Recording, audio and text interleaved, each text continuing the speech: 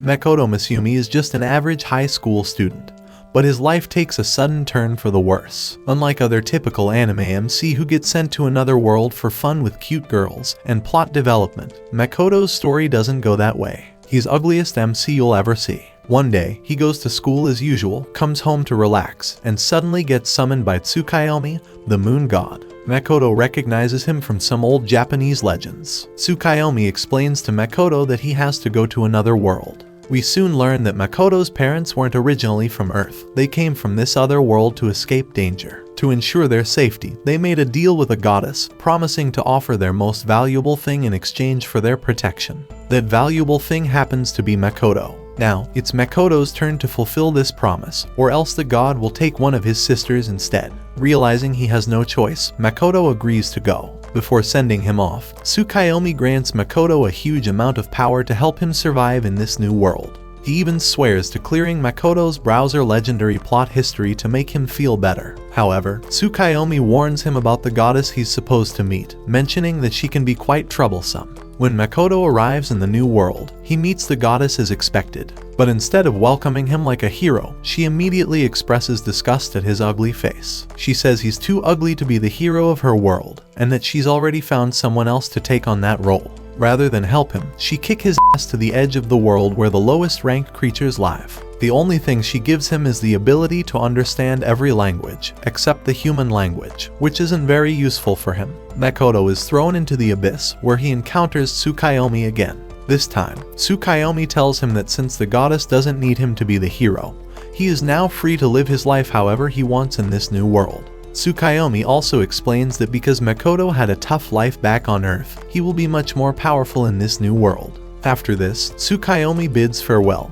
hoping they might meet again someday. Makoto falls from the sky and crashes into a barren wasteland. There's nothing but desolation around him, and after walking for 3 days, he begins to feel lonely and hopeless. Just when he thinks he might never find anyone, he hears a distant voice calling for help. Rushing toward the sound, Makoto discovers a pig-faced girl being attacked by a two-headed monster. Without hesitation, Makoto steps in and, using surprising strength, takes down the monster with a single blow. He is shocked by how powerful he is. The pig girl with massive plot introduces herself as Ima. She's scared at first because of how strong Makoto is, but after he introduces himself, she calms down. She's confused that a human can understand her language, and Makoto is just as confused that he can speak to a pig. Ima explains that she was on her way to the Divine Mountain to sacrifice herself to a being called Shin. Her village has been suffering from a thick fog that ruins their crops, and each time someone is sacrificed, the fog disappears. Before she continues with her mission, Ima takes Makoto back to her village as thanks for saving her. While he's there, Makoto realizes that everyone in this world knows how to use magic. Ima offers to teach him some magic, starting with a fire spell. To everyone's surprise, Makoto masters the spell immediately. They suspect he might be incredibly powerful, but when they check his level, it turns out he's only at level 1, which leaves them confused. The next day, Makoto heads toward the mountain to try and stop Ima from sacrificing herself to Shin.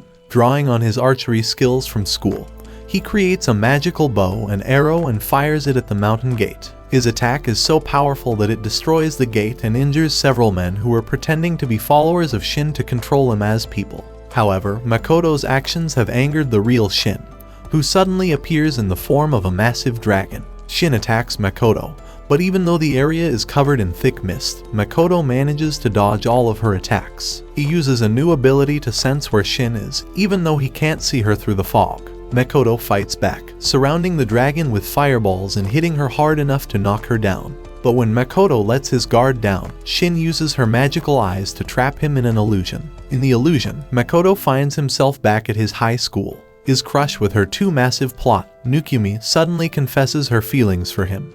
But Makoto realizes it's all fake. He knows that because of his ugly looks can't riz even ugliest girl, this situation isn't real. He breaks free from the illusion by using his powers to dispel it. Once he's free, Makoto prepares to fight Shin again, but the dragon no longer wants to battle. She's impressed by Makoto's strength and offers to make a contract with him so she can become his companion. After some hesitation, Makoto agrees, and during the ritual, his power is so overwhelming that Shin ends up becoming his slave instead. She even transforms into a human form with huge plot as a result of the contract. After the contract is formed, Shin shows Makoto a hidden dimension that she controls called the demiplane. This space used to be dark and empty, but thanks to Makoto's power, it has now become a beautiful, fertile land with plants and fruits. Some of the fruits even remind Makoto of those from Earth. Shin is amazed by the transformation, and Makoto realizes that this demiplane could be the perfect place to live, where the goddess cannot interfere with him. Makoto then remembers why he came to the mountain in the first place, to stop the sacrifices. He finds out that Shin wasn't responsible for the sacrifices at all. It was a misunderstanding caused by the worthless men pretending to be her followers. Makoto and Shin return to the village, where Ima is shocked to see that the great dragon Shin has turned into a human girl, and is now following Makoto. The village celebrates Makoto's victory and the end of the sacrifices. During the celebration, Shin suggests that the orcs from the village move into the demiplane since it's a safe and prosperous place to live. By the next day, the orcs are ready to move. Makoto feels unsure about moving them so quickly, but the orcs are determined to repay him for saving them and swear their loyalty to him. While the orcs settle in, Makoto spends time practicing his magic, and Shin entertains herself by watching his memories. This begins to annoy Makoto, so Shin promises to find a way to view his memories without disturbing him all the time. One day, as Makoto walks through the demiplane, he meets some orcs who are trying to cut down a huge tree to build a house for him. The tree is too hard for them to cut, so Makoto uses his powers to chop it down and easily lifts the tree. He also discovers that he can heal others without using any of his magical energy, although he cannot heal his own wounds. Meanwhile, Shin returns to the demiplane with a dwarf named Baron, whom she rescued from the forests. Baron was being chased by a giant spider monster. Unfortunately, the spider follows them into the demiplane and attacks. Shin decides to stay out of the fight, leaving Makoto to handle the spider. The spider is cursed with an unending hunger, which makes it eat everything it can find. Makoto begins the battle by using fire magic to cut off one of the spider's legs, but the creature regenerates quickly. No matter how much damage Makoto does, the spider keeps healing itself. During the fight, Makoto gets stabbed through the gut by the spider's leg, which makes him extremely angry. He unleashes his full power, launching a series of non-stop fire and water attacks. Eventually, Makoto passes out from exhaustion.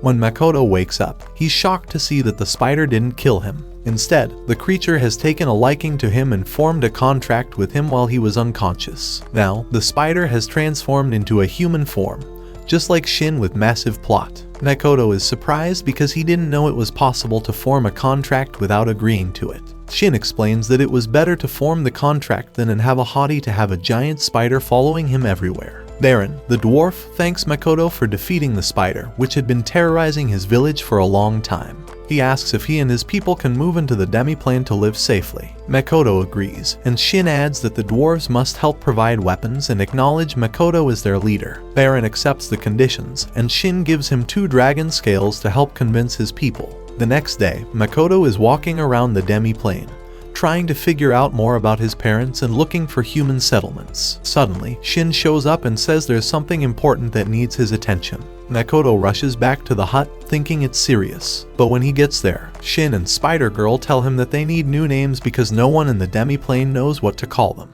Makoto is pretty annoyed because this seems like a small issue, but Shin and Spider-Girl insist it's important. So, he finally agrees and gives Shin her new name, choosing Tomo after a strong female samurai. Mio is the name he gives the Spider-Girl. The next day, there's a big gathering of all the demiplane citizens. Makoto is surprised by how many different types of creatures live there now. During the meeting, Tomo and Mio introduce themselves with their new names. They also tell everyone to call Makoto Master or Lord, which Makoto thinks is silly. After some back and forth, he decides to let them call him Young Master. Baron, one of the dwarves, introduces Makoto to the village chief, Eld. Eld notices that Makoto's ugly face doesn't really look like a regular human and asks if he was given some sort of mission by the goddess. Makoto gets offended and says he would never take a mission from the goddess after she insulted him and threw him to the edge of the world. Eld is relieved because his people don't agree with the goddess either. Tomo then shows off her followers, the mist lizards, who are a species that use air and water magic. Mio introduces her followers too. They're called the Alki, and their hunger has finally been satisfied since they received Makoto's blood and magic power. Makoto gives a quick speech to everyone, then leaves to search for a human village he saw earlier. As he's walking toward it, he spots a human girl, but she runs away the moment she sees him. Makoto keeps going toward the village, but when he gets there, the villagers point their weapons at him. They speak in a language he can't understand, and they start attacking him, so Makoto has to leave. Back at the hut, Makoto is upset that he couldn't talk to the villagers. He starts thinking that maybe they attacked him because he's ugly. But Tomo explains that the reason they were scared is because of how much mana he gives off. To them, it must have felt like a bunch of demon kings showing up at once. Ima suggests that Makoto should try to control his mana by imagining he's putting a lid on it. Makoto tries, but it only works a little bit. Still, he's determined to learn the human language and figure out how to keep his mana in check. Later, a magic expert named Rugui gives Makoto a ring that should help him suppress his mana. But as soon as he puts it on, the ring breaks because of how much mana he has. Makoto also starts learning the common speech with Mio, but he finds it really hard. Then he realizes that he can use his magic to write down whatever he's thinking, and it will automatically translate into the common language. Rugui comes back with a new ring, which works this time, but she warns him that the ring will change from white to red when it's about to overload. Makoto decides to return to the human village. This time, he dresses up as a wealthy merchant's son and hides his face with a mask to avoid suspicion. As he enters the village, he notices that everyone there is very good looking, which makes him feel bad because he still sees himself as the ugly one. When they arrive at the Adventurers Guild, the receptionist greets them but finds Makoto suspicious because of his mask. Mio and Tomo quickly make up a story, saying that Makoto has a curse that forces him to wear the mask and keeps him from speaking. The receptionist explains that new adventurers start at rank E and can go up by completing quests. She also gives Tomo and Mio measuring scrolls to check their power levels. Everyone is shocked to see that Tomo is at level 1320 and Mio is even higher at 1500. Tomo is upset that Mio is stronger, but nothing changes when they recheck. Makoto is embarrassed when they check his level, and it's still at level 1. They ask for a room for the night, but the innkeeper charges 6 gold coins, which they think is too much. Tomo uses a bit of intimidation, and the price gets lowered to 2 gold coins. Later that night, Makoto and Mio take a walk through the village. They bump into a girl who seems upset. Makoto is suspicious, so he tells Mio to deal with it. Mio scolds the girl harshly, which makes Makoto step in and tell her to be nicer. Makoto asks the girl why she's out so late, and she bursts into tears, hugging him and saying she needs help. Makoto decides to bring her back to the inn. The girl introduces herself as Rin and explains that her sister, Toa, has been missing for over a month. Meanwhile, Tomo comes across some men trying to raid their carriage. She fights them, and even though she's holding back, she accidentally cuts 2 of them in half. She brings one of the attackers back to the inn. But Makoto is mad that she didn't check if they were dead or alive first. He looks at the attacker and realizes it's actually a woman with some massive plot. Rin walks in and hears Makoto speaking, but she doesn't understand a word because of the language barrier. Makoto tells her to get some food and go to bed, and Rin thanks him for his kindness. Rin shows Makoto a drawing of her missing sister, Toa. Makoto is shocked because Toa looks just like Nukumi, the girl he liked back in his world. Rin wishes Makoto goodnight, but we can see she feels conflicted about something. Makoto checks the memories of the woman Tomo caught and finds out she's part of a group of thieves connected to the Adventurers Guild. He also learns that Toa is being held by the same thieves. Makoto immediately sends Tomo and Mio to rescue her. Mio thinks they can take their time, but seeing how serious Makoto is, they leave right away. Makoto is so determined because Toa looks just like his old crush. Tomo and Mio talk well on their way. Mio wonders if Makoto knew Toa before, but Tomo says that's impossible because he doesn't know anyone in this world. Tomo mentions that she has seen Makoto's memories, which makes Mio jealous since she wants to know more about him too. Meanwhile, Makoto and Rin head to the trading exchange. Makoto reassures Rin that Mio and Tomo are already on their way to save her sister. In a flashback, we learn that Rin and Toa got into debt trying to become adventurers. Toa told Rin to run, but she got caught too. In the present, we see Toa feeling hopeless, thinking she won't be saved. Suddenly, Tomo and Mio show up and rescue her, healing her with magic. They try to leave, but a man named Mills shows up, and Toa recognizes him as the strongest adventurer in Zetsuya. Meanwhile, Makoto sells fruit from the demiplane for 500 gold, and Rin starts to get suspicious about who he really is. At the inn, Rin meets with some adventurers and tells them about Makoto's sale. They tell her to steal the fruit, thinking it'll pay off her debt. Rin doesn't want to do it, but she's worried about her sister, so she agrees. Back with Tomo and Mio, Mills questions how Toa was able to move after being captured.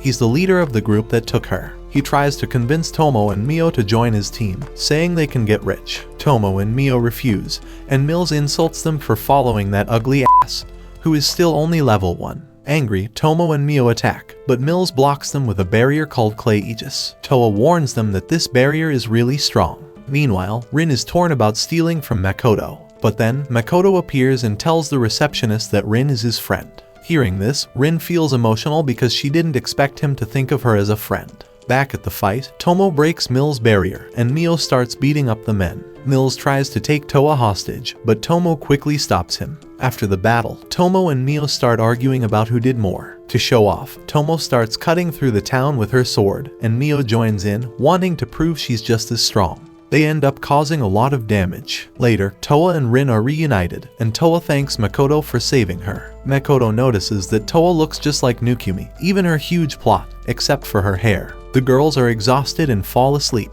Tomo thinks everything turned out okay, but Makoto suddenly asks Mio for some of her silk. He ties both Tomo and Mio up and thanks them for saving Toa, but also scolds them for causing so much destruction. He then throws them away to think about what they've done. After destroying the village, Makoto and the others leave for the town of Tsaige. The other adventurers who were held by Mills come with them. On the way, they stop at a guild and explain that Setsuya was destroyed by monsters, but luckily, everyone escaped. Tomo used her powers to erase most people's memories, except for Toa and Rin. The receptionist at the guild asks if the monsters are still there, but Tomo and Mio explain that they took care of them since they are over level 1000. The receptionist doesn't believe them, thinking no one could have a level that high. Makoto realizes that the rivalry between Tomo and Mio could cause problems in the future, so he tells a story about a samurai who went on a journey to become stronger. This inspires Tomo to ask for permission to go train in the wilderness. Makoto agrees, and she leaves. Mio is happy to finally have Makoto's full attention but feels irritated by Toa's and her milk bags. As they continue traveling, Makoto senses danger from killer bees nearby. Using his Kai ability, he asks Mio to take care of them. Mio slices them up with her wind magic, impressing everyone. Toa insists on harvesting materials from the bees, but Makoto only stares on her plot. When she starts smashing the bugs, he feels grossed. They keep encountering monsters along the way, and Makoto names their group the Kuzunoha Trading Company. Soon, they come across rare monsters called Ruby Eyes. The adventurers ask Mio to be careful when fighting them to avoid damaging the valuable parts. Frustrated, Mio tells Makoto to handle it. He takes out his bow and shoots the Ruby Eyes, hitting all their weak spots and defeating them in one shot. The group is amazed by Makoto's skills, but they quickly focus on collecting the loot. They gather 12 Ruby Eyes before arriving at Tsaige. At the Adventurers Guild in Tsaige, Toa thanks Makoto for helping her level up during their journey. Makoto feels down because, even after killing so many monsters, he's still stuck at level 1. He spots an S-rank quest that involves selling Ruby Eyes, and since they already have some, he accepts the quest, thinking it'll be easy money. They divide up the loot, with Makoto keeping only the Ruby Eyes and a few valuable materials, while the rest goes to the others. Before parting ways, they decide to have a celebration together. They exchange contact info through their adventurer license cards, which also let them make calls and access information. During dinner, the group bonds and gets to know each other better. Louisa, Hazel, and Ranina introduce themselves. Ranina challenges Makoto to an arm wrestling match but loses easily. Toa warns Makoto that the Rembrandt Trading Company, which posted the Ruby Eyes quest, has a bad reputation, so Makoto becomes cautious. He carefully checks the Ruby Eyes before bringing them to his room. That night, Mio shares a room with Makoto and hopes she can finally taste his cucumber. She even considers destroying one of the beds to increase her chances. But Makoto gives a fuck about her ugly ass and goes straight to sleep, leaving Mio disappointed. The next day, Makoto learns how to create gates, which allows him and everyone else to return to the demiplane. When they get back, he meets with Ima, who now works as his secretary. She tells him that all the species in the demiplane are settling in well and doing their jobs. She also mentions they are building a huge castle for him, based on one from his memories. Makoto realizes that Tomo hasn't been around since she left for training, and as he's thinking about how she's doing, the dwarf chief arrives. He takes Makoto to their workshop, excited to show him the new armor they've made. The dwarves proudly display several sets of armor, but Makoto turns them down because he's an archer and doesn't need armor like a knight would. The dwarves are really disappointed, but then Makoto notices a coat that fits his style. Rugui, the magic expert, explains that the coat can absorb Makoto's mana, but she warns him that it might be too dangerous because he has so much mana. Makoto tries on the coat, and it works at first. The coat can switch between defense mode and mobility mode, but soon it can't handle all of Makoto's mana and tears apart. Makoto asks Rugui if she can make it stronger, and she excitedly promises to create one that can handle all of his mana. Meanwhile, Mio's followers, the Alki, have changed into humans using magic. They focus on gathering ingredients, and they're able to eat even poisonous items without getting hurt. The next day, Makoto takes the ruby eyes to the Rembrandt Trading Company, where he's warmly greeted by Patrick, the president, and his butler Morris. At the same time, an adventurer named Lime goes to the guild to ask about who completed the Ruby Eyes quest, and the receptionist tells him it was Makoto. Makoto pretends he can't speak because of a curse and uses magic bubbles to communicate with Patrick. He introduces himself as a level 1 E-class adventurer, which makes Patrick disappointed. He thinks Makoto is just another beginner. But then Makoto shows him the ruby eyes, and Patrick is shocked. He quickly checks that they're real and apologizes for doubting him. Makoto asks why Patrick needs the ruby eyes, and Patrick explains that his wife and daughters are cursed and need a special medicine called ambrosia to cure them. Feeling sorry for him, Makoto says he knows an alchemy meister who can help make the medicine. Patrick explains that even with the ruby eyes, they still need more of them. But before he can finish, Makoto gives him all the ruby eyes he has, making Patrick and his servants overjoyed. Patrick gives Makoto the job receipt and mentions that he'll need to take the merchant registration test. Makoto is surprised, as he didn't know about the test. He heads to the merchant guild, where the receptionist explains that there's a written exam and a practical material gathering test. If he fails, he'll have to wait 6 months to try again. Makoto buys an expensive study book to prepare for the written test, but when he opens it, he realizes it's just simple math. He finishes the test in 5 minutes, and the examiner is shocked to see his nearly perfect score. Makoto wonders why the education in this world is so basic. For the next part of the test, Makoto is told to randomly choose a rare item to find within 3 days. The examiner thinks it will be tough for him, but Makoto remembers that he already has plenty of rare items from his adventures. He pulls out one of the items, surprising the examiner again.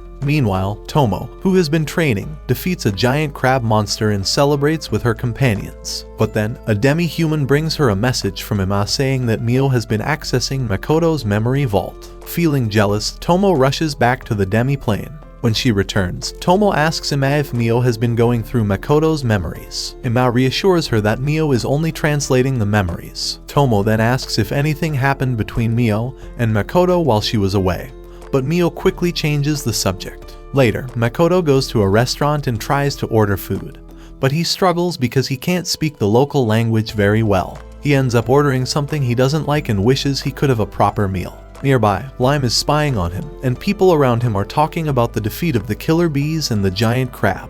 After his disappointing meal, Makoto returns to the demiplane to enjoy some fruit. But Tomo's clone tells him that fruit production has dropped because of bad weather. Makoto shares his idea of creating an illusion city, a place that people can only find if they get lost in the mist. The city would offer rare foods and items, making it famous in the outside world. Suddenly, Makoto gets a telepathic message saying that Mio is in trouble. He asks one of the human alki what's going on, and they explain that while Mio was watching something from Makoto's memories, Tomo tried to stop her. When Makoto checks in, he finds out that Mio became obsessed with anime from his memories and is now a huge fan. She and Tomo are arguing about whether anime or historical dramas are better. Makoto lets them both keep watching but tells them to stop fighting over it. That night, Makoto returns to his room to rest, but there are only 2 beds for the 3 of them. When he asks for one of the beds, Tomo and Mio tell him to pick one of them to share a bed with. Makoto refuses and ends up sleeping in a chair. The next morning, Makoto talks with Hazel, the alchemy meister, about making the ambrosia. As they prepare to leave, Lime watches them from a distance and tells his friends to get ready to attack. Makoto and Hazel visit the Rembrandt Trading Company, but Hazel feels nervous because the company is very powerful, and he's worried about messing up. They go to the lab, where Hazel reads the ambrosia recipe and realizes it's easy to make, except for extracting the fluid from the ruby eyes. While Hazel works, Makoto gets annoyed at how often Hazel mentions the goddess in his spells. Finding Hazel's method inefficient, Makoto secretly helps him out by using magic. Hazel asks if they're using a different method, and Morris explains that they're using ruby eyes instead of the rare ambrosia flower, because the bees that make ruby eyes feed on that flower. This gives Makoto the idea of making the flowers a special product for his company. Soon, Hazel successfully makes a bottle of ambrosia and Morris takes it to Patrick. They make 2 more bottles, but when Morris comes back, he accidentally slams the door, causing Hazel to drop one. Makoto catches it before it hits the ground. Morris takes them to Patrick, who explains that when he tried to give the medicine to his wife, she attacked him, and it took several guards to stop her. Hazel believes that someone added to the curse to stop her from taking the medicine. Patrick tells the sad story of how his wife's illness started with a mild fever and slowly made her lose her mind. He starts crying, thinking the curse would be broken today. Makoto asks to be taken to Patrick's wife and says he'll hold her while Patrick gives her the medicine. Patrick doubts him because Makoto is a low level, but Hazel assures him that Makoto can handle it. Using the scent of the ambrosia to lure Patrick's wife out, Makoto uses judo moves to hold her down while Patrick gives her the medicine. Patrick cries tears of joy when his wife is cured. They also give the medicine to his daughters, and they're healed too. Patrick thanks Makoto and the goddess, but Makoto isn't happy that the goddess is getting the credit. Makoto leaves Hazel to finish refining the potion and finds Mio and Tomo waiting for him outside. Suddenly, a group of adventurers attacks them. Makoto dodges the attacks, but Mio and Tomo fight back to test the adventurers' strength. The attacks don't affect Mio and Tomo. Lime offers Mio 10 gold to join his side, and Mio pretends to accept, making Tomo angry. But Mio is just pretending because Makoto told her not to cause too much damage, like what happened in Zetsuya. Makoto asks Tomo to handle the fight, and she easily defeats their attackers. Lime begs for mercy, and Tomo spares him after seeing something in his memories. Lime admits that he's the one who put the sleeping curse on Patrick's family. He explains that he was tricked by a man who told him the curse wouldn't hurt anyone and would help adventurers get treated better by the Rembrandt Company. Tomo reads his mind and confirms he's telling the truth, so they let him go. But Mio takes all of his gold as payment. A few days later, Lime apologizes to Patrick, who forgives him but limits his ability to work as an adventurer. Lime decides he doesn't want to be an adventurer anymore. We see him watching the orphanage where he grew up, and then Tomo shows up.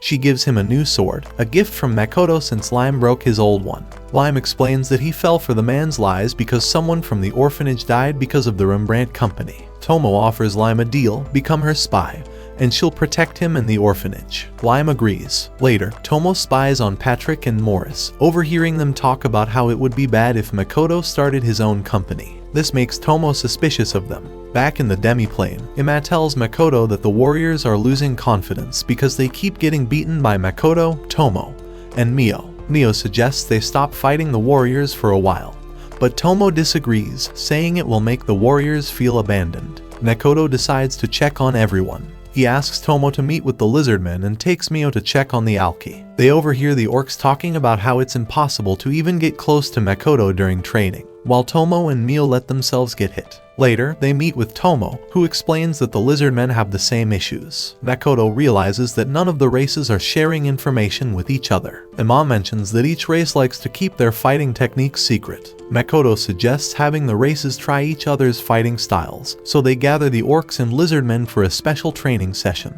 Both sides send their strongest warriors, and during the match, the fighters destroy the ring, which impresses Makoto. The orcs win, but Tomo isn't impressed, calling them weak. One of the orcs tries to defend the fight, saying it was tough for them, but Tomo says they need to be much stronger. Makoto asks her to go easy on them, but Tomo explains that they need to be reliable in battle. Tomo announces that from now on, they'll have weekly fights to rank the warriors from each race, including the dwarves and the alki. Everyone worries that their techniques will be exposed, but Tomo tells them not to worry because they're not strong enough for it to matter. She says the top fighters will be known as great warriors, and those who don't improve will need to find other jobs. Tomo asks Makoto to say a few words, but he's too nervous, so he just agrees with Tomo and adds that he believes they can all get stronger together. As he thinks of a name for the ranking system, Tomo suggests calling it the Dimension Ranking, though Makoto isn't sure about the name. Later, they check their levels. Mio is still at level 15-0, and Tomo has increased to level 1340. Makoto is impressed by Tomo's improvement, but Tomo isn't satisfied with her progress. Meanwhile, the guild receptionist says they're short on adventurers because many are injured or have left. Makoto offers to help by recommending some adventurers he knows. Makoto asks Tomo to train Toa and her group so they can get stronger. Tomo thinks about finding a good place near the guild where they can practice, but then she remembers how Makoto reacted when he saw Toa. She realizes that Toa probably reminds him of someone from his past life. Not wanting anything to mess with her time with Makoto, Tomo decides she needs to train them quickly and make them strong enough to not need his help.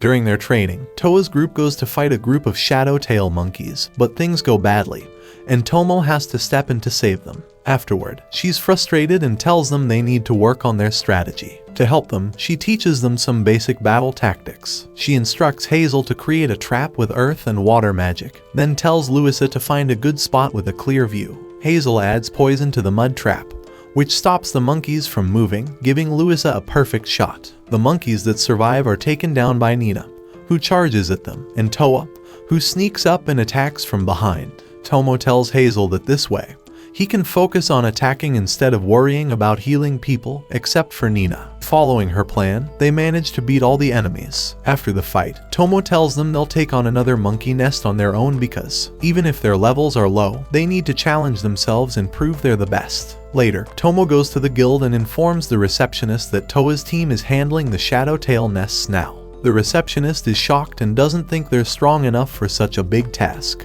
However, Toa's group soon shows up with proof that they defeated 2 monkey lords, showing that they've successfully cleared 2 nests. Meanwhile, Makoto asks Mio to head to Tinarac Forest and find the ambrosia flower because he wants it to become the main product for their new store. Makoto visits Patrick and asks if he can rent one of Patrick's shops. Patrick wonders why Makoto doesn't want to buy his own store. Makoto explains that if you buy a store in the Ion Kingdom, the Gover and Ment will expect you to spy for them. Patrick tells him about a neutral city that isn't controlled by any country, and he thinks it would be perfect for Makoto to set up his business. He says he'll contact someone in that city for him. At the same time, Mio reaches Tinarac Forest, but she doesn't like it because there's nothing good to eat. Meanwhile, a group of human adventurers enters the forest, unaware that 2 elves, Aqua and Eris, are watching them. The elves aren't happy about the humans trespassing in their forest. The adventurers are quickly defeated, and Aqua tells Eris that she would have killed them if they had touched the crimson lotus flower. Back at the celebration for his new company, Makoto is thankful to everyone who helped him, but because he's shy, he asks Tomo to speak for him. However, Tomo says that everyone wants to hear from him directly. During the party, Tomo's clone brings Makoto a drink, and when he pats her on the head, Tomo is pleased because she's connected to her clone. Seeing this, Mio gets jealous and brings out a dish she discovered. She wants to feed it to Makoto, but he eats it on his own, which makes her sad. Tomo pulls Mio away to give others a chance to talk with Makoto. After that, Akina, one of the Alki, comes up to Makoto and tells him that she can stay in her human form longer now. She also gives him a report on their trip to Tinarac Forest and shares the location of the ambrosia flower. She wanted to bring a sample back, but the forest is controlled by another race. Makoto asks how the Ollie are doing in the demiplane, and she says they've adjusted well thanks to him. Next, Liddy, a lizardman, comes to thank Makoto for helping him in training. He tells Makoto that he's learning unarmed combat from Tomo, which worries Makoto because he doesn't want everyone becoming like her. Baron, the dwarf, asks if Makoto enjoys living inside the demiplane. Makoto says it's nice but admits that Mio and Tomo sometimes cause trouble. He wonders if Baron and the others ever get bored since they don't leave the demiplane often. Baron assures him that the demiplane feels like paradise and that he's happy crafting weapons. However, Baron is interested in seeing weapons from the outside world, so Makoto allows him to work in their new shop in Sige. Later, an orc tells Makoto that he's been made the guide for adventurers in Mirage City, a fake town where they trade goods from the demiplane. Makoto thanks the orc for his hard work, and the orc feels proud to be helpful. During the party, Mio complains to Tomo that she wanted to tell Makoto about the ambrosia flowers and the elves guarding them. Tomo says they should wait until they know more. Suddenly, they lose track of Makoto's presence and get worried. They rush to find him and discover him practicing archery. Mio runs up to him, crying and hugging him. Tomo asks him how he practices, and Makoto explains that when he focuses on his target, he clears his mind completely, which makes it seem like he disappears. Tomo realizes that Makoto is making his consciousness vanish and reappear, which is something only dead people can usually do. Mio mentions that when they couldn't feel him, it was like he had died.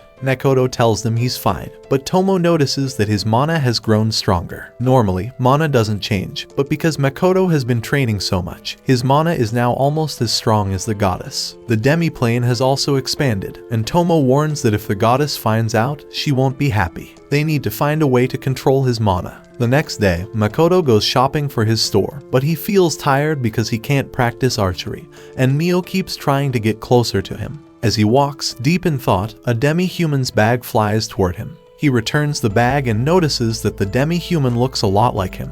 Then, a girl starts flirting with him, and Makoto realizes he's accidentally wandered into the red light district. Before things go too far, Tomo and Mio show up and pull him away. When they get to a quiet spot, Tomo and Mio angrily ask why they aren't enough for him. Makoto thinks of them as family but feels too embarrassed to say it, so instead, he tells them that what happened wasn't their fault. This makes them even more upset, and they tear his clothes off. Before they can do anything else, Makoto escapes by creating a mist gate. Ima finds Makoto stuck in a tree and quickly realizes what happened. She tells him that his new protective gear is ready, so Makoto heads to Rugui to try it out. He's happy with the new gear, but then Mio shows up and apologizes for the night before. Makoto forgives her but tells her not to do it again.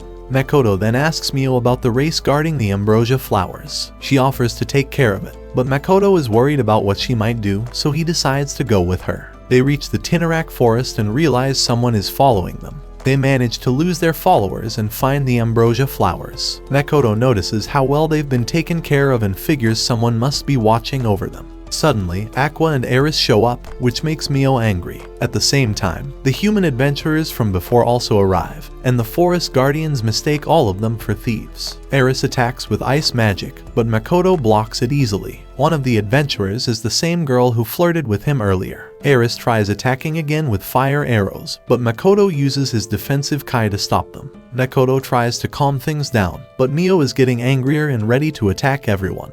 Tomo contacts Makoto through her mind and asks what's going on. He explains and asks for her help. At first, Tomo refuses because he's with Mio and even held her hand, but Makoto offers to let Tomo make a katana and grow rice, so she agrees to help. She tells him to distract the adventurers while she opens a mist gate to send them to Mirage City. To calm Mio down, Makoto gives her some of his blood. Mio uses her dark magic to absorb the elves' mana and stop their attacks. Makoto explains to the elves that he's not there to steal the flowers, he just wants to talk. The elves agree and take Makoto and Mio to their village. Once they get there, Makoto notices that a magic barrier is surrounding the village, hiding it. They meet the elders and their leader, Nilgestori, who calls himself a forest ogre. Mio is confused because she thought they were elves. Nilgestori's son, Adono, arrives and says they're basically elves even though they call themselves forest ogres now. The elders explain that elves need the forest to survive, but forest ogres protect it. Adono worries that they can't stay hidden forever because the dragon's barrier is getting weaker. Makoto says he's just a merchant looking for medicinal ingredients, but Adono is suspicious of how strong Makoto is. The elders keep questioning him. Later, Aqua and Eris apologize for attacking and invite Makoto to meet their master, Mundo, who shows up by smashing through a wall. Mundo shakes Makoto's hand for a long time, making Mio jealous, so she sends him flying with her magic. Afterward, Makoto asks Mio to spy on Adono and Mundo, and she's excited to do it because she's seen spies in his memories. Mio later tells Makoto that Mundo is possessed by something, and Adono is connected to demons. Makoto sends Mio back to the demiplane and asks Tomo to come back because there's something he wants to talk about. During a feast the elves hold for Makoto, he notices that Mundo and Adono are arguing. Suddenly, a skeleton monster appears from Mundo's body and kills Adono. Makoto realizes the creature drained Mundo's life force but didn't kill him. However, it killed Adono because of his connection to a certain woman. From his knowledge of games, Makoto recognizes the creature as a lick. The lick tries to attack, but Makoto is immune to its effects. He uses Mio's dark magic to absorb the lick's mana and overpower it. Tomo arrives and moves the lick through a gate so Makoto can question it later. The villagers are surprised by Makoto's strength, and it's revealed they had planned to kill him after the feast, which shocks him. Tomo talks to Nilgestori, but he doesn't recognize her at first. She reminds him that she's the one who set up the village's mist barrier. When he realizes who she is, Nilgestori tells everyone about her, but Tomo demands that they bow to Makoto since he is her master. They go to interrogate the lick, and Makoto asks why it was in the village. The lick says it was studying the forest ogre's abilities. Tomo asks why the lick became undead, and it explains that it wants to evolve into a grant, a being superior to humans. The lick asks how Makoto defeated it, and Makoto explains that he used dark magic to drain its mana. The lick doesn't believe him, thinking it would require an insane amount of mana. This makes Mio and Tomo angry, and they threaten the lick, but Makoto calms them down. Makoto asks if the lick has any spellbooks for sale, but the lick thinks he's joking. Makoto tells him he only learned magic from a single page written by a mage. Tomo suggests keeping the lick around to help Makoto with magic. She says the lick must know about other worlds beyond the goddess's control, and thinks that grants can travel between them. Makoto wonders if it's possible to return to his original world, but Tomo says it's almost impossible. She explains that many have tried to travel between worlds, but few have succeeded. Tomo reveals that it's not grants who can move between worlds, but people who have already done it once before. Makoto asks if it's possible to do it again, but Tomo tells him that even if the goddess opened a path, the survival rate would be less than 10%. Tomo suggests that Makoto form a contract with the lick since he wants to learn magic from him. They agree, but Makoto lowers his mana to make the contract work. The contract is completed, and the lick turns back into a human form. He thanks Makoto for letting him serve and is given the name Shiki. Tomo tells Makoto he still has a lot to learn, but suddenly there's a huge explosion. Tomo collapses and apologizes for her mistake. Makoto quickly tells Mio to stop Tomo's bleeding and then heads toward the explosion with Shiki. Shiki tries to follow but falls down, still getting used to his new body. He decides to save his energy and instead helps heal the injured nearby, which surprises Makoto since he didn't know Shiki could heal. Makoto runs toward the explosion and comes across some hurt people, including an alki named Hokuto. Makoto finds it strange that an alki, who normally heals fast, is in such a bad state. It reminds him of when his cat died in his past life. Shiki tries to heal them with his magic, but some injuries are too bad. He asks for Makoto's help, but since Makoto doesn't have healing magic, he uses his Kai ability, which isn't enough at first. He combines 2 Kai spells and successfully heals the injured. Makoto is confused because he senses his mana spreading around the area. A girl then gives him a necklace that he recognizes as belonging to an orc from the party. When Makoto reaches the site of the explosion, he finds signs of a mist gate and wonders if it caused the explosion. He notices more gates and senses Tomo's clone, the orc, and some adventurers on the other side of the gate. The gates start closing, and Makoto remembers what Mio told him about people's consciousness disappearing when they die. There's only one gate left, and he tries to save an adventurer trapped on the other side.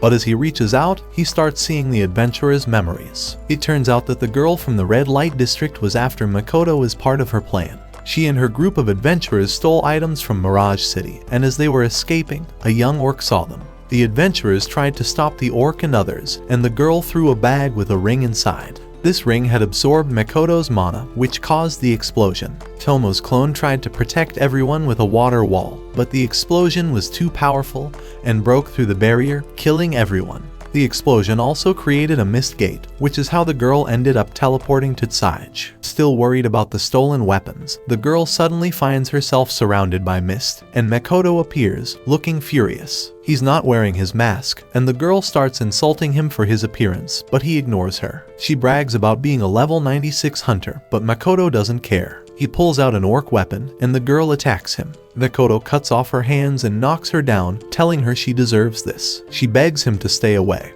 but he finds her annoying and finishes her off. Afterward, tears start rolling down his face. He wonders if it's because this is the first time he has intentionally killed someone or because of the explosion's victims. He realizes it's because, in his old world, death was always something sad. The next day, Makoto holds a traditional orc funeral for those who died and pretends he's okay. He tells Tomo about seeing the girl's memories, and she feels proud, saying he acted like the true king of the demiplane. Makoto, however, wonders if the contracts he has with his servants are changing him. Tomo laughs, saying the servants' powers can't enter their master's body. Shiki explains that Makoto is probably able to use Tomo's power because of their deep connection, not because of any physical change. Neo gets angry, thinking Tomo has a special bond with Makoto. The girls argue over who is closer to him. Later, Makoto talks to Ama about building a wall around Mirage City to protect the weak and children. He also wants the lizardmen to patrol the area, and for the Alkis to pretend to be adventurers in Mirage City so they can gather information. The dwarves brief him on the warehouse management, explaining that they'll dispose of waste immediately and put safety measures in place. After meeting the parents of the orc who died, Makoto feels guilty and promises to make things right. But the orc's friend reminds him that he saved their village, and they would gladly give their lives for him. Makoto then meets with Patrick, who tells him about Rotsgard Academy, located in a neutral town. Patrick shows him a map that looks a lot like Japan, which surprises Makoto. He decides to head to the town immediately but reveals to Patrick that he has been hiding something.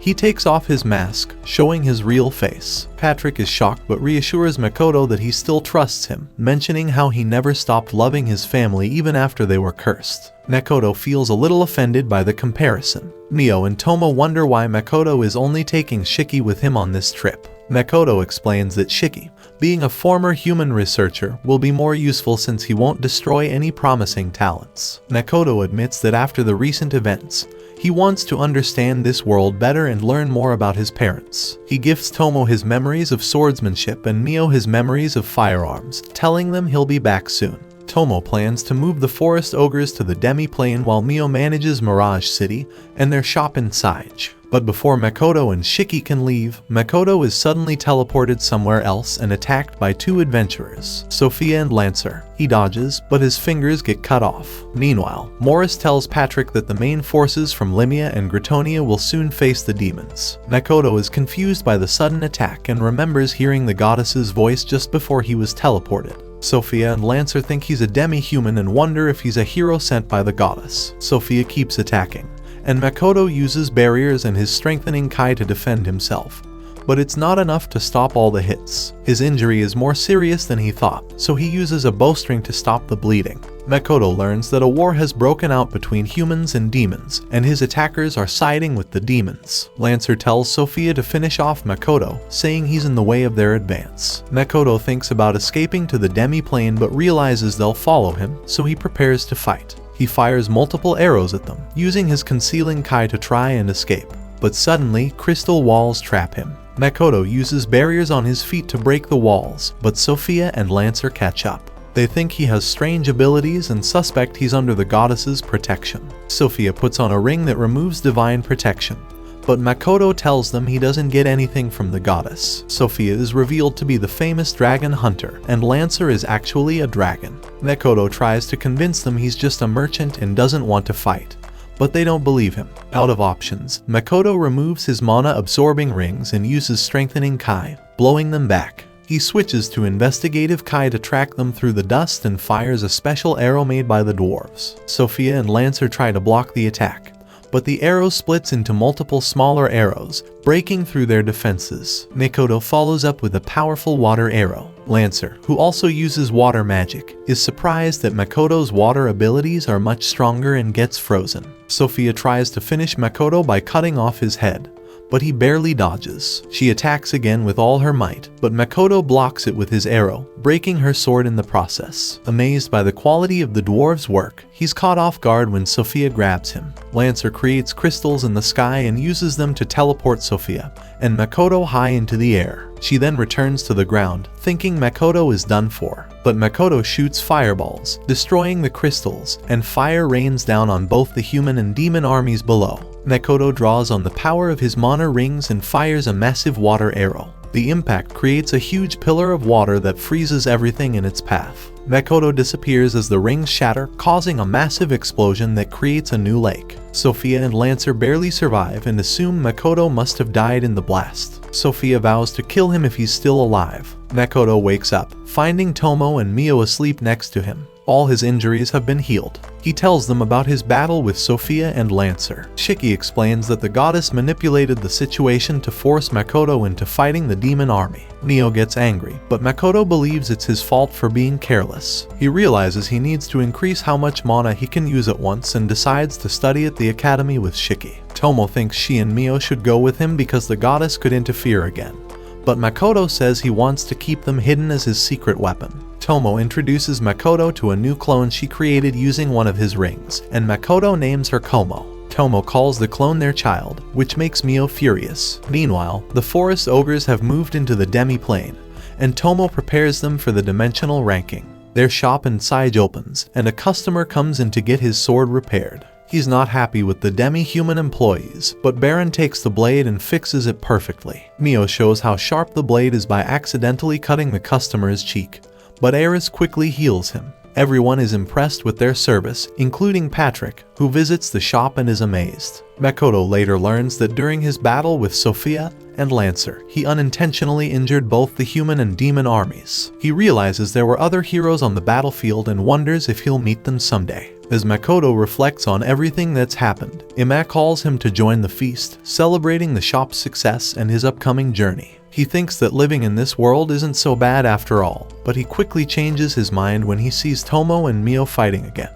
On their way to Rotsgard, Makoto and Shiki arrive at the town of Obit. Makoto complains that walking is tiring, but Shiki says it's safer than teleporting since that could get the goddess's attention. Shiki asks Makoto to grab some food while he looks for a good place to stay. Makoto doesn't mind staying anywhere, but Shiki insists on finding a nice place because Mio and Tomo wouldn't be happy staying somewhere cheap. Makoto starts wondering if leaving the demiplane in their hands was a good idea. Back in the demiplane, Mio is trying to cook something special for Makoto, but her friends pass out after tasting her food. Tomo is relieved that Mio didn't serve it directly to Makoto. Mio is confused because she followed the recipe exactly as she remembered it from Makoto's memories. Tomo asks if Mio has ever tried rice curry herself, and Mio admits she hasn't since it's a dish from another world. She didn't want to ask Makoto how to make it because she wanted to surprise him. Ima and Baron examine the strange green ingredient in the curry and think it might be some kind of mineral ore, which shocks Mio. She thought it looked delicious in Makoto's memories. They tell her the green thing was probably supposed to be a bell pepper. Mio tries the curry herself and thinks it tastes fine, but Tomo explains that not everyone can eat minerals like she can. This surprises Mio. To test her skills, Tomo asks Mio to make something simple like toast. Mio tries, but she uses her flame magic and completely burns it. Meanwhile, Makoto is at a restaurant trying blue meat for the first time. He's surprised by how it feels and tastes. The restaurant owner jokingly tells him he should pretend to enjoy it, but Makoto says he genuinely likes it. The owner is impressed when Makoto identifies the meat as being from a slime, figuring Makoto must be an experienced adventurer. The owner mentions he put in a guild request for slime hunting and asks for Makoto's help, but Makoto explains that he's mostly a merchant and is on his way to Rotsgard. Makoto starts feeling like people are watching him, so he finishes his meal, pays with a gold coin, and leaves. As he walks through the city, he hears people making fun of his looks, and he starts to regret taking off his mask. Still, this isn't as bad as his first time in a human town. At the guild, the receptionist is shocked that Makoto, an E-rank adventurer, completed a special mission. Makoto notices the slime hunting quest on the board, but it requires a B rank, so he can't accept it. He then hears a girl at the counter talking about something called the moon over the ruined castle, which surprises him because it's a song he loved in his past life. The girl seems upset and asks why the guild isn't helping her village. The receptionist explains that the guild is understaffed and can't handle a group of bandits with over 100 members. The girl, named Lana, is frustrated and wonders why her village's prayers to the goddess aren't working. Some adventurers nearby make fun of her, saying if prayers worked, there wouldn't be a need for adventurers. Lana defends the goddess, believing she's angry because of people like them. When the adventurers start harassing Lana, she runs out of the guild in tears. Makoto realizes he's being followed. Using his Kai, he senses some adventurers attacking Lana and her partner. Deciding to help, he takes down the guys following him and sends them flying toward the adventurers who were bothering Lana. One of them pulls out a knife, but Makoto defeats him quickly. He then uses healing Kai to help Lana's partner, Ito. Lana asks if he's helping them because he's a demi-human, but Makoto explains that he's human, just not very good looking. Lana introduces herself and says she's from Toppo village, and Ito is a werewolf. Makoto is surprised since he thought werewolves were supposed to be big and scary. He asks why she doesn't just wait for the guild to take care of the bandits. Lana explains that the bandits tortured their best fighter, Barkley, and killed his wife. The villagers want to give in to the bandits, but every village that has surrendered so far has been wiped out. Ito wakes up and asks if the guild is going to help, but Lana tells him no. Feeling guilty for not being able to protect her, Ito apologizes. Makoto offers to take them to their village. Though Lana warns it's far away, Makoto grabs them and starts jumping from tree to tree, getting them there quickly. When they arrive, Lana goes to talk to the villagers while Makoto asks Ito why he doesn't live in the village. Ito says that while Lana and some others are kind to him, most of the villagers don't accept demi-humans like him. Makoto uses his investigative kai to check out the situation with the bandits and finds that they've hurt a lot of villagers. This impresses Ito, who compares Makoto's sensing ability to his own sense of smell. Makoto tells Ito he knew he was faking being unconscious earlier, and advises him to protect Lana if he really cares about her. Sensing something near the mountain, Makoto heads that way. Ito tries to stop him but realizes that Makoto, like him, knows what's there. Makoto says he's angry that the bandits are using his favorite song's name. Ito asks how he can repay Makoto, but Makoto just tells him that if any demi-humans from his trading company ever come to their village, they should be treated well. Back in the demiplane, more people have fallen victim to Mio's cooking, and she still can't figure out what's wrong. Tomo explains that using good ingredients doesn't always make good food, and different species have different tastes. Mio is surprised by how difficult cooking is. Tomo suggests testing her cooking on Lime, since he's a human like Makoto, but instead, Tomo advises Mio to travel and improve her cooking skills. Mio agrees, and everyone is relieved because they won't have to eat her food for a while. Meanwhile, Makoto finds the bandits and decides to put his mask back on to hide his face. He uses silencing kai to block all sound, causing the bandits to panic. Taking advantage of the confusion, he attacks them with arrows. When the bandits try to fight back, Makoto's armor protects him. To avoid wasting arrows, Makoto uses a fire arrow to knock out all the bandits in one shot. Only one bandit remains, begging for mercy. Makoto spares him but tells him to change the name of their group. Makoto then meets up with Shiki, who found them a room that costs 3 gold coins. Makoto thinks it's too expensive, but Shiki explains that the heroes from the Limia Kingdom and Gritonia Empire are treated like royalty, so they can't have Makoto staying in cheap places. This reminds Makoto of the heroes he saw during the demon battle, and he wonders when he'll meet them again. In a flashback, Makoto remembers his old life where he met a girl named Hibiki in the archery club. Hibiki teased him, asking how someone so average could be in the club. She said she envied him because her life was boring, and she always got what she wanted. Suddenly, Hibiki was transported to another world by a bright light. The goddess asked her to become a hero, promising her magic powers, strength, and charisma. The goddess gave Hibiki a silver sash and sent her to the Limia Kingdom, where people were already expecting the hero. Hibiki learned that years ago, the demons were pushed into barren lands, but recently, they've been advancing again. The Alicia Kingdom has already fallen, and Limia and Gritonia are still fighting. Hibiki knows there's another hero in Gritonia, but she worries that once the war is over, the alliance between the kingdoms could fall apart. She summons a wolf spirit from her sash and starts thinking about the teammates she'll recruit. The next day, Hibiki meets her team: Woody, the court mage, and Verda, a knight. Navel, known as the silver-haired ogre, takes one look at Hibiki and decides she's too weak for battle. She tries to leave, but Woody stops her, and Hibiki asks Navel to be her teacher. Navel isn't interested, but Hibiki convinces her by saying she can fight on the front lines and kill as many demons as she wants. Navel agrees to join. Hibiki's group is assigned to protect Chia, the priestess of Laurel, but on the way, they are attacked by kobolds, monsters that eat mana. Chia uses a barrier to protect herself while the others fight. Hibiki, who has never killed before, hesitates when one of the kobolds begs for its life. The monster takes advantage of her hesitation and calls for backup, making things worse. Feeling guilty, Hibiki gathers her courage and starts fighting again, and her friends follow her lead. Together, they defeat the kobolds. After the battle, Chia asks to join the group. The others worry it will cause trouble with Laurel, but Chia cuts her hair and says if they don't let her join, Laurel will think something happened to her. Hibiki is surprised by this, but she's impressed by Chia's magic and wants to learn from her. Hibiki's group goes on to fight many demons, but when they face Mio in her spider form, they have a hard time. Mio's skin is too tough for their attacks to work. Navel keeps fighting and cuts off one of Mio's legs, but it grows back instantly. Just as Mio is about to eat Navel, Hibiki saves her and tells Chia to heal her. In the end, Mio defeats everyone except Hibiki, who manages to injure Mio's eye before passing out. When Hibiki wakes up, she's happy no one died during the fight. Even though this was her first defeat, she thanks Mio for the experience and promises to beat her next time. In Makoto's old world, we meet a boy named Tomoki who feels his life is miserable. He often wishes he could go to another world and have superpowers. One night, he falls asleep, and when he wakes up, he's in front of a goddess. She tells him she needs his help and gives him magical abilities: a strong body, eyes that can charm people, flying shoes, and even the ability to become immortal at night.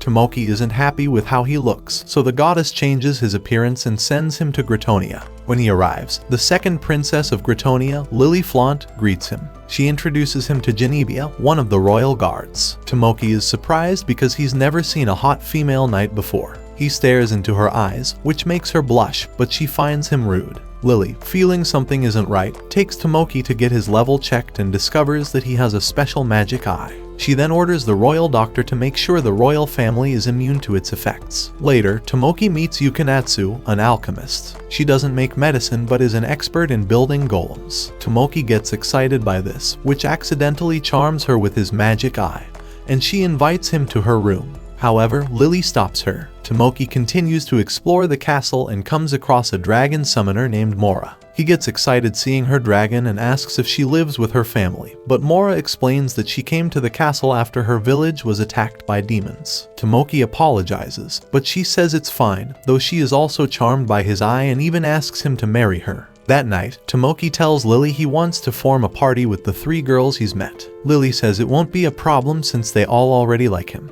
She thinks Tomoki still doesn't fully control his magic eye, while Tomoki wonders if people like him only because of his powers. He asks Lily what she thought of him when they first met, and she says it's natural for people to like a hero like him. She kisses him, and they spend the night together. Lily is willing to do anything to defeat the demons. Lily tells Tomoki that Gritonia and Limia are getting ready to attack Fort Stella. Tomoki seems interested in meeting Limia's hero. Lily mentions that their hero is beautiful, but Tomoki reassures her that he's happy with her. Meanwhile, Navel talks to Hibiki, Limia's hero, about the upcoming battle with the demons, but Hibiki doesn't seem thrilled. Navel wonders if Hibiki is thinking about Gritonia's hero, Tomoki, and Hibiki admits she's curious since they're from the same world and around the same age. The 2 nations' armies meet, and Lily tells them they've received help from the Aeon Kingdom, but not much from Laurel. Hibiki believes this is because of the strained relationship between Laurel and Chia, the priestess from that kingdom. Even though they don't have as much help, Lily feels confident they'll win the battle with the goddess's blessing. Hibiki asks why they're fighting at night, and Tomoki explains that they're used to it. Hibiki feels uneasy, thinking Limia isn't good at night battles. Tomoki brushes it off, saying the battle is like a warm-up before the real fight,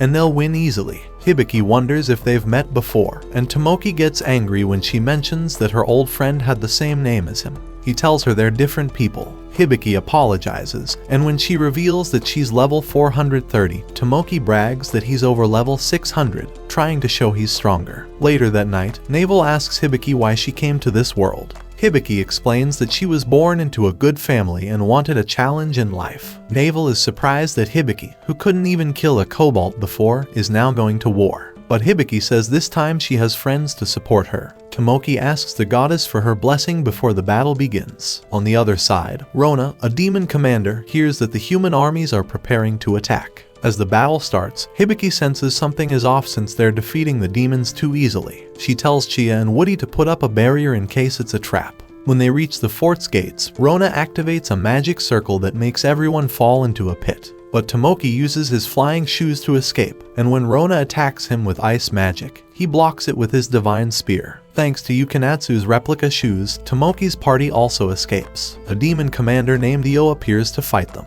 Tomoki attacks without warning, blowing off Io's arm. Io finds it rude that Tomoki didn't introduce himself before starting the fight. Tomoki realizes Io won't be defeated easily, and Hibiki shows up to help. She apologizes for Tomoki's behavior and introduces herself. Io regenerates his arm, which shocks Hibiki because his healing is as strong as that of the Black Spider. Io removes the goddess's blessing from both Tomoki and Hibiki, causing them to fall to their knees. Tomoki is horrified to realize he's no longer immortal at night and orders everyone to retreat. Hibiki, however, decides to stay, saying that she can't call someone who only cares about their own safety a hero. Io is disappointed that only Hibiki stays to fight him, but she says she's not alone, as her party arrives to back her up.